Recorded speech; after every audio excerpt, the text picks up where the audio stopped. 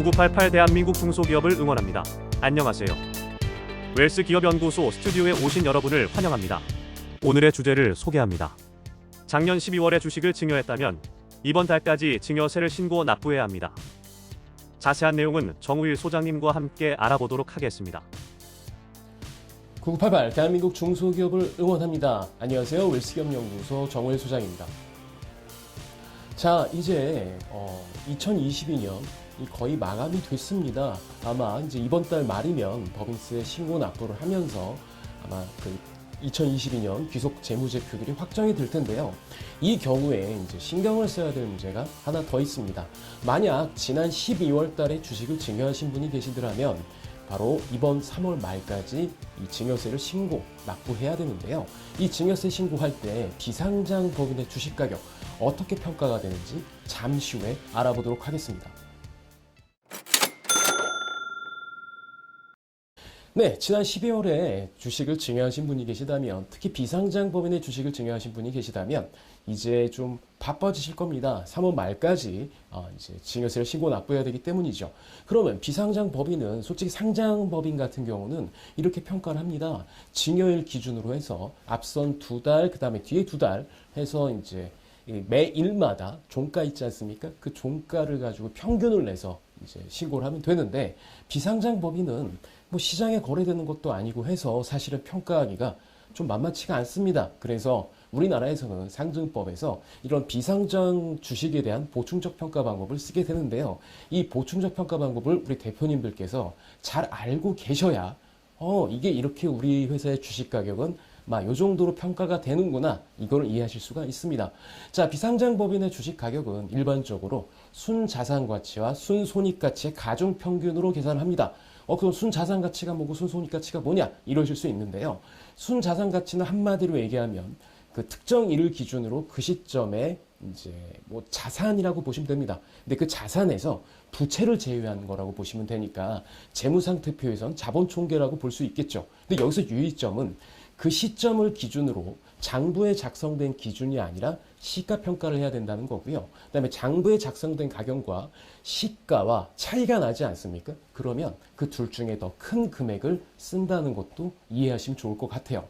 그래서 순자산 같은 경우는 솔직히 요거가 제일 좀 주식가격 평가할 때 제일 좀 뭐라 그럴까요? 좀 변수가 좀 있을 수 있다?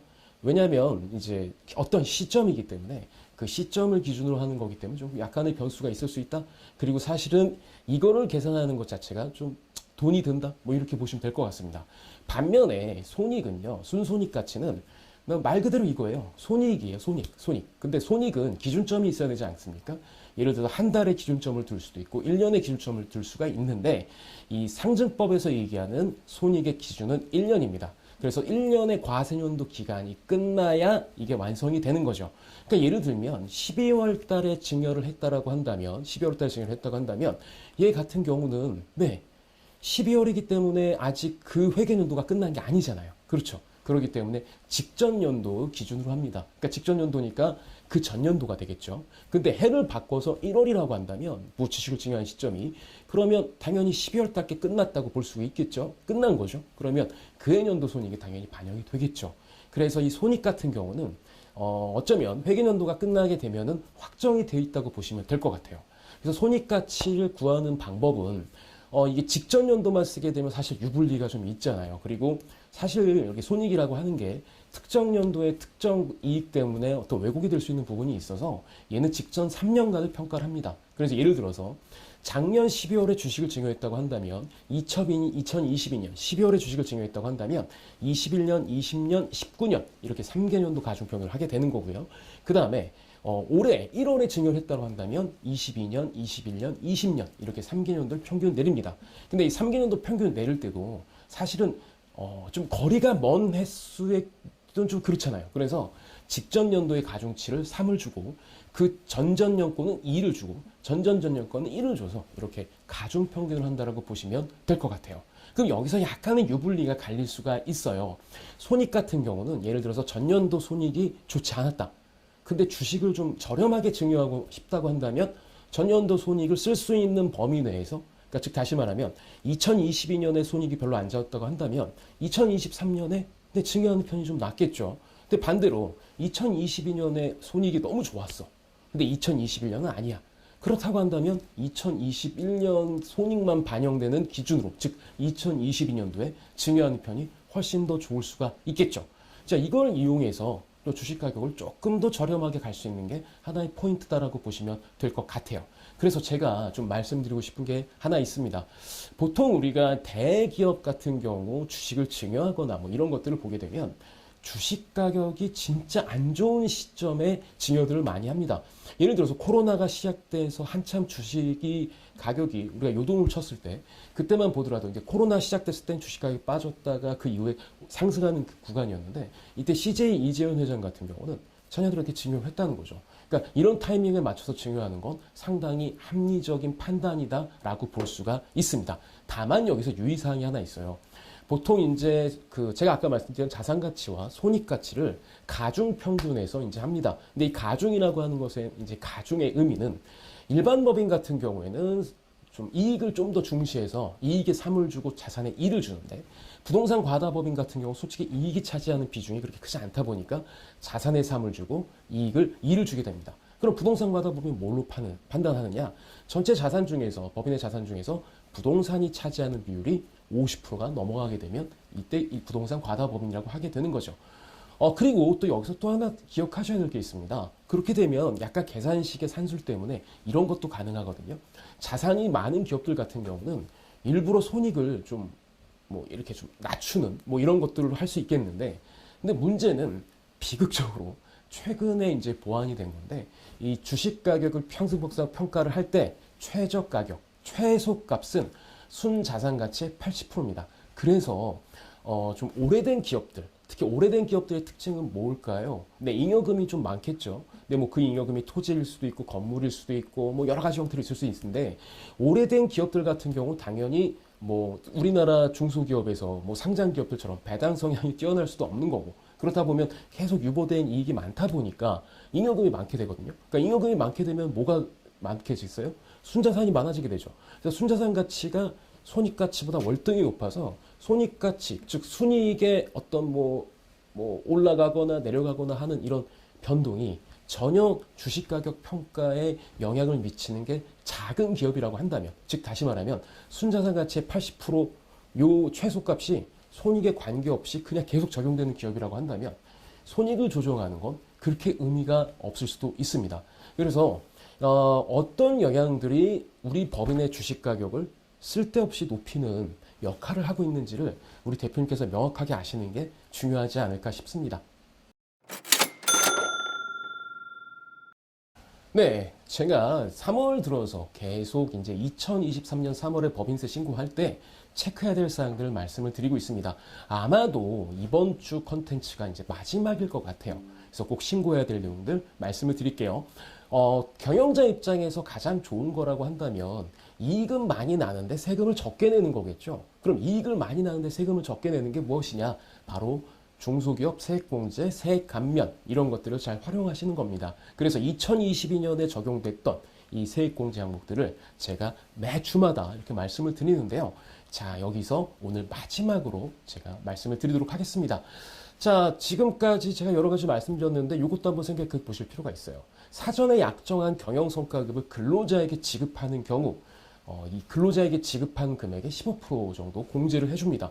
그러니까 예를 들면 이런 거죠. 우리 요즘 중소기업 대표님들 보게 되면 특히 그 사람의 비중이 많은, 즉 어떤 사람이 용역을 제공해서 하는 업종의 대표님들 같은 경우는 그 기업에서 벌어들인 돈의 일부를 상당히 많은 금액을 성과급으로 종업원들이 지급하는 경우가 있는데 이 경우에 이것만 잘하셔도 솔직히 세액공제를 받으실 수가 있습니다. 뭐냐면요. 사전에 경영성과급을 지급하겠다고 약정을 하는 겁니다. 네, 사전에 약정을 하게 되면 네, 이렇게 해서 지급한 경영성과급 같은 경우는 네, 또 한 번 세액공제를 해주기 때문이죠. 자, 그러면 이거를 하는 것과 연결되는 또 제도가 있습니다. 바로 성과공유 중소기업인데요. 성과공유 중소기업으로 우리가 이제 등록을 하게 되면 이거 별거 어려운 게 아닙니다. 그냥 대표님께서 사이트에 들어가셔서 이 그 뭐라 그러죠? 근로자 대표와 이제 협약을 하시면 됩니다. 영업이익이 이렇게 났을 때 나는 이만큼을 근로자에게 줄 거야. 그리고 이 약정을 그대로 지키게 된다고 한다면 성과공유 중소기업이 되면서 여러 가지 뭐 정책에 관한 뭐 우리가 뭐 어플라이를 하거나 아니면 뭐 입찰을 하거나 이럴 때 가점을 받을 수 있는 부분이 경우에 따라서 생길 수 있는 거고요. 그 다음에 또 하나 정말 좋은 건 이런 성과급을 주는 걸 이제 근로자들하고 사전에 약정한다는 의미는 뭐겠습니까? 거의 삼성 같은 삼성전자 같은 회사가 되는 거죠. 실제로 삼성전자 다니는 임직원들은 뭐만 기다리고 있는지 아시죠? 프로피시어, PS 받는 날만 기다리고 있다는 거죠. 근데 PS 받으면 그동안에 생겼던 거 싹 정리하고 그 다음에 저축도 하고 뭐 이런 개념이 있으니까 중소기업은 사실 이런 게 없기 때문에 많은 근로자분들이 대기업을 선호하는 건데 이 갭이 좀 줄어들 수 있다는 거죠. 그래서 이 성과공유 중소기업을 하게 되면 성과급 지급에 대한 사전 약정을 하게 되면서 이로 받을 수 있는 또 다양한 또 어떤 가점들이 있을 것이고 그다음에 또 하나 진짜 중요한 건 이 세금적으로도 이 세액공제를 15%나 받을 수 있는 부분이 있기 때문에 요거는 꼭 저는 사전에 약정하셔서 하셨으면 좋겠다는 말씀 드리고 싶어요. 아니 기왕에 줄 거면 사전에 약정을 해서 세제 혜택을 받는 게 좋지 않겠습니까? 그런 부분에서 혹시 올해 놓치셨다면 내년은 꼭 그런 것들을 좀 제도를 도입하시는 게 좋겠다라고 말씀드리고 싶고요. 단 유의하셔야 될 사항은 여기서 그 성과 공유, 이 경영 성과급을 줬을 때 이 상시근로자가 다른 때 상시근로자하고 정의가 조금 달라요. 뭐가 추가가 되냐면 총 급여액이 7천만 원을 초과하는 분들을 말합니다. 총 급여액 기준입니다. 총 급여액 기준, 총 소득 기준이 아니라 그 다음에 최대 주주나 최대 출자자의 그 배우자나 직계존비속이나 친족 관계에 있는 사람들은 그 혜택을 받으실 수 없다. 이것만 좀 알고 계시면 좋을 것 같아요. 자, 그 다음에 두 번째는요. 뭐 이거는 많은 부분에 해당되지는 않겠지만 사회적 기업이나 장애인 표준 사업장 같은 경우는 역시 법인세 감면 혜택을 받으실 수가 있습니다. 이거는 사전에 이제 사회적 기업이나 장애인 표준 사업자를 인증을 받는 게 중요한 거고요. 사실 이건 사회적 기업 같은 경우는 이런 세금 혜택은 있겠습니다만 좀 여러 가지 법인의 이제 유보된 자산을 처분할 때 그리고 법인이 폐업할 때 어떤 사회적 환원을 전제로 하는 거기 때문에 솔직히 이거 신중하게 선택을 하셔야 된다. 다만 사회적 기업으로 인증을 받으면 판로는 생각보다 상당히 많이 열릴 수 있고요. 근데 장애인 표준 사업장 같은 경우도 마찬가지입니다. 그래서 이런 경우에 적용되는 이제 법인세 감면 혜택은 솔직히 말하면 지금 와서 준비하기 좀 어렵기 때문에 이건 이 제도만 알고 있으면 좋겠다라고 말씀드릴 수 있습니다. 자, 그 다음에 이제 우리 중소기업 대표님들께서 좀 우리 세무대리인과 마지막 이제 우리 이익을 확정하면서 과세 표준 확정할 때 꼭 아셔야 될 내용입니다. 자, 우리나라 같은 경우는 세액공제 세액감면을 아무리 적용하더라도 최저한세는 내야 됩니다. 그 최저한세가 중소기업은 7%입니다. 자, 그럼 이 7%의 최저한세를 낸다는 의미는요. 당해년도에 세액공제나 세액감면을 아무리 집어넣어도 7%가 최저값이기 때문에 오버해서 들어갈 수도 있다라는 거죠. 그래서 세무대리인이 여기까지만 해도 되겠다 막 이런 생각을 할 수 있어요. 그 우리 법인에서도 담당자가 여기까지 넣었으니까 충분히 됐겠구나 생각할 수 있는데 이 점은 좀 생각해 볼 필요가 있어요. 당해년도에 공제받지 못한 뭐 세액 감면이나 공제 금액은 2월 되거든요. 그래서 얘가 계속 2월 되게 놔두는 게 좀 더 좋을 수 있고 그 다음 또 문제는요. 경정청구라고 대표님들 들어보셨죠? 이 경정청구는요. 내가 세금을 냈는데 그때 이걸 안 넣었어. 그래서 이걸 경정해서 다시 환급받을 수 있는 이런 제도를 말하는 건데 문제는 세금을 내야 받을 수가 있는 거예요. 그러니까 뭐 제가 예를 들어서 올해 충분히 세액공제 세액감면 넣었는데 이걸 안 넣었어. 이걸 안 넣었어요.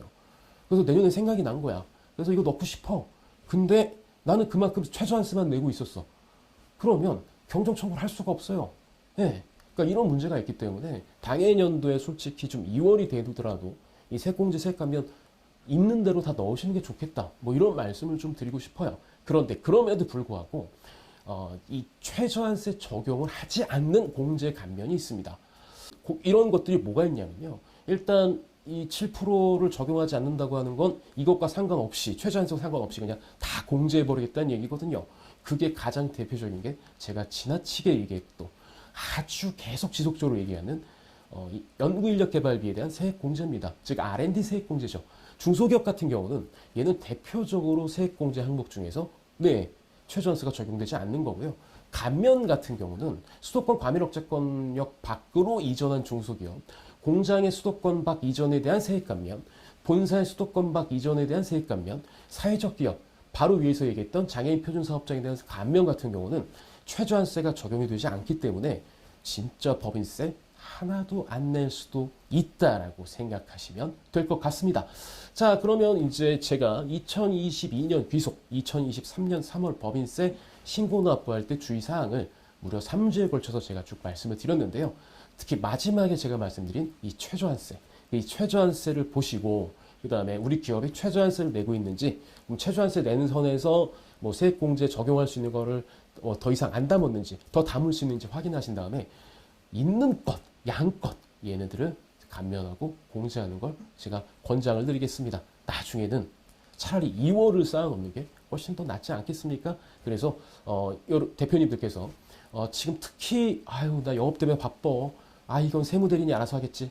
전혀 알아서 하지 못합니다. 왜냐하면 세무대리인도 바쁘죠. 12월 결산법인이 대한민국에서 94%가 넘는데 그럼 당연히 어떻게 하겠습니까? 네, 손 못 볼 수 있는 데가 많다. 그러니까 서로 잘 챙겨서 합리적으로 세금을 줄이는 방법 꼭 하셨으면 좋겠습니다. 이번 주는 여기까지입니다. 좋아요, 구독, 알림은 저희가 컨텐츠를 만드는데 많은 도움이 됩니다.